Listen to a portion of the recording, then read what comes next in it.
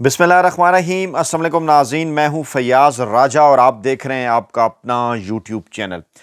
नाज़रीन, पाकिस्तान में रमज़ानुल मुबारक के आगाज़ से पहले अगले 3 माह यानी 19 फरवरी 20 फरवरी 2026 से कबल का अरसा मुल्की सियासत के लिए इंतहाई अहम करार दिया जा रहा है। नई सियासी सफ़बंदियाँ होने जा रही हैं। सुप्रीम कोर्ट के अंदर से मज़ीद आवाज़ें उठ रही हैं, मज़ीद इस्तीफ़ों की इत्तलात हैं। ज़राए ये दावा कर रहे हैं कि सुप्रीम कोर्ट ऑफ पाकिस्तान के 1 दर्जन से ज़ायद जज साहिबान के सामने इस्तीफ़ा देने की तजवीज़ ज़ेरे गौर है, जिस पर फुल कोर्ट मीटिंग के अंदर बात भी हुई है। इस्टेब्लिशमेंट से करीबी ताल्लुक़ रखने वाली एक शख्सियत की जानिब से 2026 को अर्ली इलेक्शंस के लिए अहम तरीन साल करार दिया जा रहा है और ये भी कहा जा रहा है कि अर्ली इलेक्शन एक बड़ा ऑप्शन होंगे इमरान खान साहब की रिहाई की सूरत में पाकिस्तान के ताकतवर हलकों के पास। दूसरी जानिब अपोजिशन इत्तेहाद की क़यादत महमूद खान अचकज़ई साहब से लेकर मौलाना फजल रहमान साहब के हवाले करने से मुतल्लिक खबरें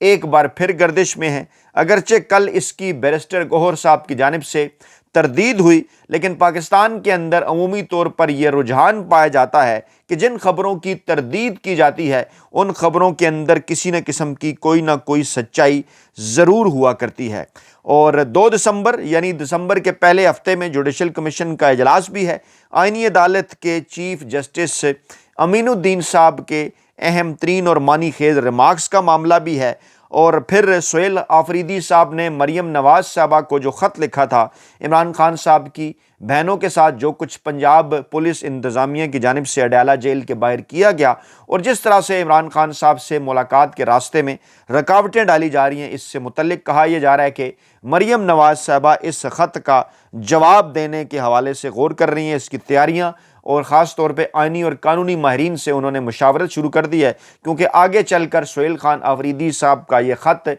किसी बड़ी आइनी कानूनी कार्रवाई की बुनियाद बन सकता है। सेनेट और कौमी असम्बली का इजलास एक बार फिर एक ही दिन इसी माह के आखिरी हफ्ते यानी 27 नवंबर को तलब कर लिया गया है। कहा जा रहा है कि मज़ीद आइन साजी कानून साजी हो सकती है। मुल्क में नए सूबे बनाने की बात हो रही है। MKM बाकायदा तौर पर सिंध के अंदर नए सूबे बनाने के हवाले से तहरीक लीड करने का ऐलान कर चुकी है। पीपल्स पार्टी की जानिब से मुखालफत है। क्या इस्टेब्लिशमेंट की जानिब से इशारा किया गया MKM को कि आप सिंध में ये मामला शुरू करें, दीगर जगहों पर मामलात करने की कोशिश हम खुद करेंगे। कहा यह जा रहा है कि पीपल्स पार्टी ने 27वीं आइनी तरमीम के अंदर कुछ चीज़ों जिनको रोके जाने के हवाले से बात की थी, अब मुमकिना तौर पर 28वीं आइनी तरमीम के अंदर उन चीज़ों को शामिल किया जाएगा। इलेक्शन कमीशन ऑफ पाकिस्तान की जानिब से अपनी तरफ की ड्रामेबाजी जारी है। तलाल चौधरी को जुर्माना भी हुआ, तलाल चौधरी साहब की तलबी भी हुई। आज बिल्ली थैले से बाहर आ गई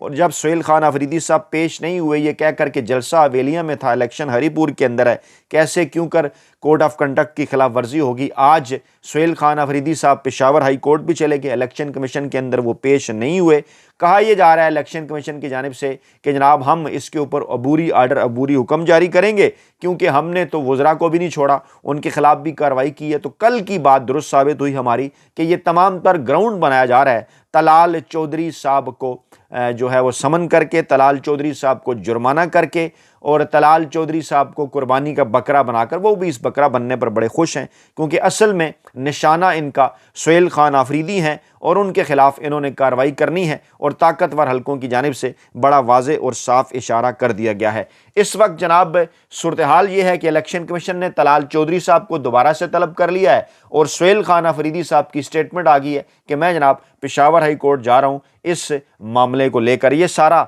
इस वक्त बैकग्राउंड है और एक बार फिर वो तमाम बड़े एंकर, वेले कालम निगार, मुलाजम, साफ़ी और पाकिस्तानी इस्टेब्लिशमेंट के साथ इंतहाई करीबी ताल्लुक़ रखने वाली शख्सियात बार बार एक ही बात कर रही हैं कि गुज़श्ता 3 साढ़े 3 बरसों के तमाम तर इक़दामात जो उठाए गए पाकिस्तान के ताकतवर हलकों की जानिब से, पाकिस्तानी इस्टेब्लिशमेंट की जानिब से, इसके बावजूद रियासत पाकिस्तान इस वक्त एक बेयकीनी का, एक गर्दाब का शिकार है। इमरान खान साहब की मकबूलियत में मुसलसल इजाफा हो रहा है और इमरान खान साहब की मकबूलियत का सद्देबाब नहीं हो सका और ये बकौल उनके ये एक बुरी खबर है जो ताकतवर हलकों की नाकामी है और उनका मुंह चढ़ा रही है। और फिर ये भी कहा गया زیب اس میں بیلنس کرنے کے لیے اس تحریر کے اندر کہ اڈیالہ جیل سے کچھ فاصلے پر عمران خان کی بہنوں کے ساتھ پرتشدد سلوک شرمناک ہے، سڑک کنارے بیٹھی پرامن معمر خواتین کی تضییق سے بے وجہ بدنامی ہوئی، اور پھر آگے چل کر کہا گیا کہ وطن کی تاریخ گواہ ہے کہ جس کسی نے طاقتور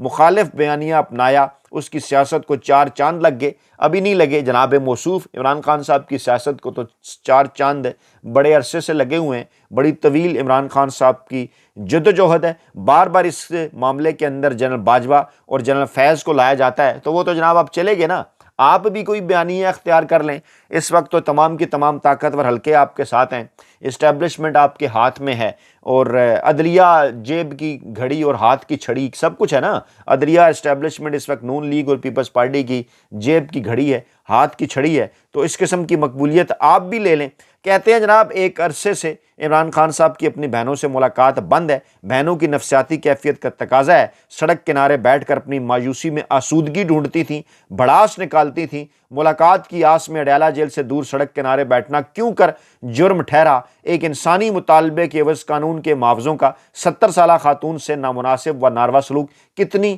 نیک نامی لایا؟ رکھوالوں کی اس کارروائی کا کیا فائدہ ہوا؟ نادان دوستوں کے ہاتھوں عمران خان کی مقبولیت میں کئی گنا اضافہ ہوا ہے، اور دوسری طرف عوام الناس کا غم و غصہ مزید بڑھ گیا ہے، اور نظام کے خلاف خلق خدا کی نفرت کو مہمیز مل رہی ہے، اور موجودہ نظام کے گن گانے والے بھی اس موجودہ عمل کی مذمت کرنے کے اوپر مجبور ہیں۔ رانا ثناء اللہ بھی اس عمل کا دفاع جو ہے وہ نہیں کر سکے۔ یہ ساری باتیں حفیظ اللہ نیازی صاحب کی جانب سے آ رہی ہیں سامنے، اور وہ یہ کہہ رہے ہیں کہ میں جس عمران خان کو جانتا ہوں وہ اپنے اس حاصل اصول اور کارکردگی پر مطمئن اور شانت ہوگا، اپنی ذات کی تزئین و آرائش میں مصروف ہے کہ ذات مضبوط تو بعد میں پاکستان کو مضبوط بنانا آسان ہوگا، بغض بھی تو نکالنا ہے۔ حفیظ اللہ نیازی صاحب نے موصوف کہتے ہیں کہ اچنبے کی بات ہے، نہ حیرانی کہ آئے دن سیاسی اور نیم سیاسی شوشے چھوڑے جاتے ہیں، کبھی عمران خان کی تیسری جگہ منتقلی، حالانکہ آپ خود یہ بات فرما چکے ہیں، کبھی جنرل فیض کے ٹرائل پر خبریں لیک کرنا، آپ خود بھی یہ بات کہہ چکے ہیں، کبھی عمران خان کو بطور گواہ فیض ٹرائل کا حصہ بنانا، کئی ارادے باندھے سوچ کر توڑے جا چکے ہیں۔ پچھلے 3 دنوں سے من پسند میڈیا اینکرز کو جنرل فیض حمید ٹرائل اور اس کے ممکنہ انجام پر خبریں فیڈ کی گئی ہیں۔ میں ایسی خبروں کو خاطر میں نہیں لاتا، اپنی ایسی تدبیر کرنے والوں کی عقلی حدود و قیود سے کما حقہ ہوں واقفیت ہے، اور عمران خان کی مقبولیت نیا تجربہ نہیں، 1970 میں بھی اسی قسم کا معاملہ ہوا تھا۔ آنے والے دنوں میں عمران خان اور ملکی نظام دونوں کے مستقبل پر بے یقینی کا راج ہے، اور خاطر جمع عمران خان کا ملٹری ٹرائل تذبذب کا شکار رہنا ہے، ارادے باندھنے، سوچنے اور توڑنے میں خرچ ہوں گے، جس نے موجودہ سیٹ اپ کو ساتھ ساتھ متزلزل رکھنا ہے۔ میرے پاس میرے ذرائع یا خصوصی ذرائع تو نہیں ہیں، لیکن موصوف کہتے ہیں کہ میری ناقص رائے کے مطابق اسٹیبلشمنٹ کے سامنے اس وقت 2 ممکنہ راستے موجود ہیں۔ پہلا راستہ، یا تو عمران خان کی سزا مؤخر کر دی جائے گی اور موجودہ صورتحال کو برقرار رکھتے ہوئے 1 سال بعد یعنی 2026 میں RTS اور فارم 47+ عام انتخابات کروائے جائیں گے، یعنی کہ پاکستان تحریک انصاف کے بغیر اگلی حکومت قائم ہوگی۔ یہ دعویٰ کیا ہے حفیظ اللہ نیازی صاحب نے۔ دوسرا دعویٰ، یا پھر عمران خان کو پہلے انجام کو پہنچائیں گے، بصورت دیگر اگلے عام انتخابات کو 5-7 سال یا غیر معینہ مدت تک جبری رخصت پر بھیج دیا جائے گا۔ جو بھی راستہ چنا گیا، وطن کی فکر ثانوی رہنی ہے، بات حتمی اور بے یقینی مملکت خداداد کے گلے کی ہڈی بن چکی ہے، نہ اگلتے بنے گی نہ نگلتے۔ تو جناب آپ کیوں نہیں اپنی پسندیدہ ترین اسٹیبلشمنٹ کو اس بات کا مشورہ دے دیتے کہ وہ پیچھے ہٹ جائیں؟ کیا معاملہ ہے؟ آئین اور قانون کے تحت ملک کو چلنے دیں، پاکستان کو سال 2026 کے اندر نئے عام انتخابات کی جانب لے جائیں، اور اقتدار جناب سیاستدانوں کے حوالے کر دیں۔ اس میں کیا امر مانے ہے؟ آپ کو یقینی طور پر شاید امر یہ مانے ہو کہ آپ کو آئین اور قانون کے اوپر اس حوالے سے عمل کرنا ہوگا۔ روایتی سیاسی مافیا کو اپنی روایتی سیاسی دکانیں بند ہوتی نظر آ رہی ہیں۔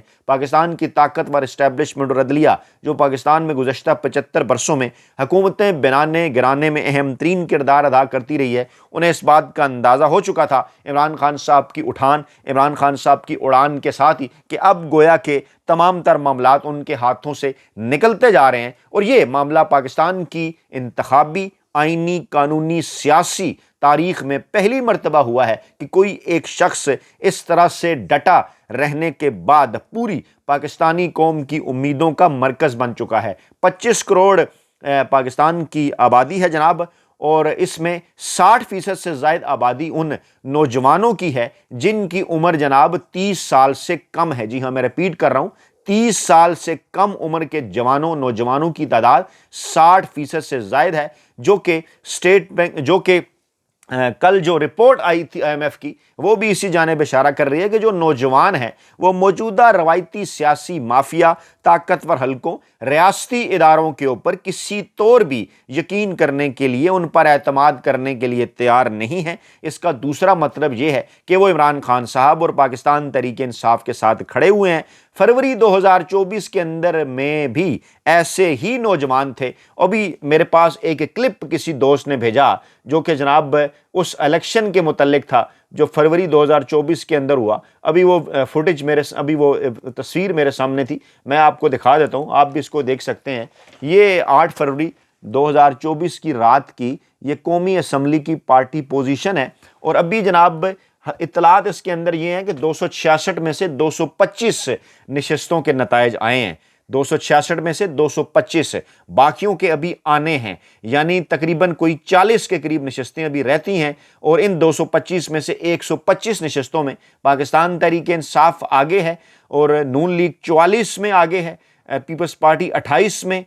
MQM 9، JUI 4 اور ادرس 15۔ یہ جناب صورتحال ہے کہ جناب 125 حلقوں کے اوپر پاکستان تحریک انصاف کے امیدوار رات 9:21 تک آگے تھے۔ اس کے بعد کیا ہوا؟ یہی سکندر سلطان راجہ صاحب کی ایک پراسرار موو سامنے آتی ہے۔ رات کو وہ نکلتے ہیں الیکشن کمیشن سے، خصوصی احکامات کی اطلاعات آتی ہیں۔ اس کے بعد پھر رات 10 بجے کے بعد پاکستان میں انسانوں کے ووٹ کاسٹ کرنے کا وقت تو پہلے ہی ختم ہو گیا تھا، خلائی مخلوق کے ووٹ کاسٹ کرنے کا وقت جو ہے وہ شروع ہوتا ہے۔ اس کے بعد پھر جعلی فارم 47 بنائے جاتے ہیں، جن کے نتیجے میں 125 نشستیں اس وقت جن پر پاکستان تحریک انصاف آگے تھی بقول اس ٹی وی چینل ایکسپریس کے، اور مزید ابھی 25 کے نتائج آنا باقی تھے، یعنی 150 کے قریب سے زائد سیفلی کہا جاتا تھا کہ PTI نشستیں جیت رہی ہے، وہ جناب رہ گئی 90۔ حالانکہ آخری نتائج آنے تک پتہ یہ چلا تھا کہ پاکستان تحریک انصاف نے 180 نشستوں کے اوپر کامیابی حاصل کی،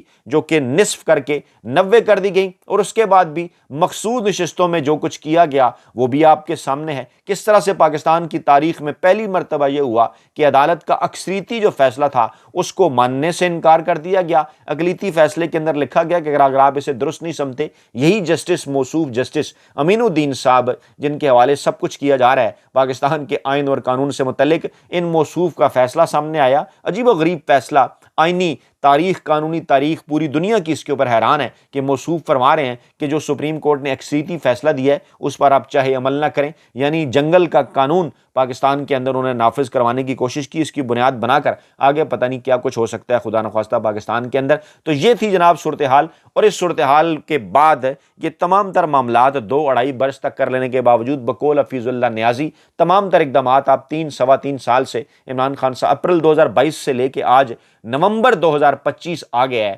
یعنی 2 سال اور تقریباً 7 ماہ، معاف کیجئے 3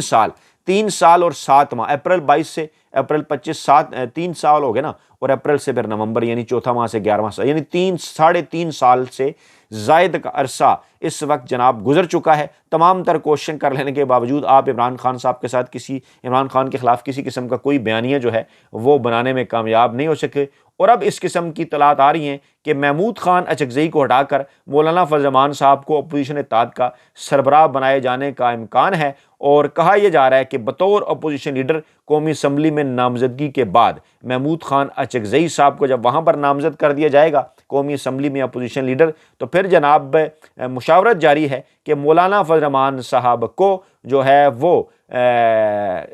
جو اپوزیشن اتحاد ہے سڑکوں کے اوپر جو ممکنہ طور پر تحریک چلانے کا ارادہ رکھتا ہے، اس کی سربراہی مولانا فضل الرحمان صاحب کو دیے جانے کے امکانات کے اوپر غور کیا جا رہا ہے۔ اگرچہ اطلاعات یہی ہیں کہ اس پر ابھی تک پاکستان تحریک انصاف کی قیادت کے اندر اختلافات موجود ہیں۔ کہا یہ جا رہا ہے کہ جب تک عمران خان صاحب سے ملاقات نہیں ہوتی اس وقت تک اس معاملے کو آگے نہیں بڑھایا جا سکتا۔ مولانا فضل الرحمان سے پہلے محمود خان اچکزئی اس بات کا دعویٰ کر چکے ہیں کہ اگر اسٹیبلشمنٹ اور حکومت راضی ہوتی ہے تو وہ عمران خان صاحب سے کئی اہم معاملات کے اوپر جناب دستخط کروانے کے لیے تیار ہیں۔ اس قسم کی خبریں بھی آ رہی ہیں کہ سپریم کورٹ آف پاکستان کے اندر اجلاس ہوتا ہے اور اجلاس میں اس بات پر اتفاق نہیں ہوتا اجتماعی استعفے کی تجویز پر، لیکن بہرحال یہ تجویز سامنے ضرور آتی ہے۔ اطلاعات یہ ہیں کہ 14 نومبر کو جو اجلاس ہوا ہے، اس اجلاس کے اندر